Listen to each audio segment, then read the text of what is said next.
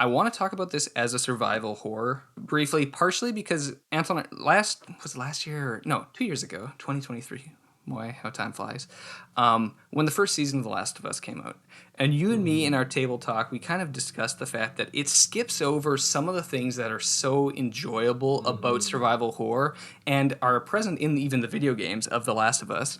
And you called it like the Robinson Crusoe aspect of survival, which is lists, and it's I gotta find supplies, and I have a finite number of bullets, and I have a finite number of this, and the show just kind of skips over. It's like, where are all these bullets? Well, you just find them, and there's a constant threat of these cordyceps and these zombies and these other humans, the butterflies and stuff, all this stuff that's like threatening the characters. So there's lots of things happening. There's lots of danger, but the characters never seem to actually inhabit the world they're in a sense of like basic material need and survival. It doesn't have the survival aspect. And 28 Days Later as a movie is almost entirely survival.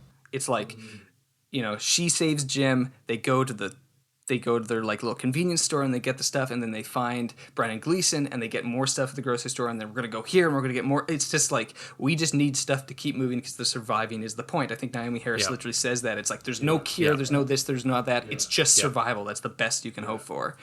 This movie, the opening really plays into that in terms of the ritual, especially going out to the mainland. You learn, it's just little world building things, but you see these pictures on the wall. It's like, these are your roles in the community. You can be a fisher, you can be a seamster, you can be it's like these farmer, you can be these basic things. And then it's like, okay, make sure you have enough arrows. And then they run out of arrows, and it's like, can we fight them out? It's like, we're out of arrows.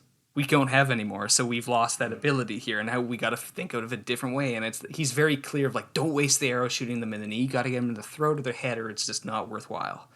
And I just appreciate a movie that's finally like, it's so basic because it's a thing in video games, right? But that's why it's such a movies don't do enough. It's such a fail for a video game adaptation to not do that.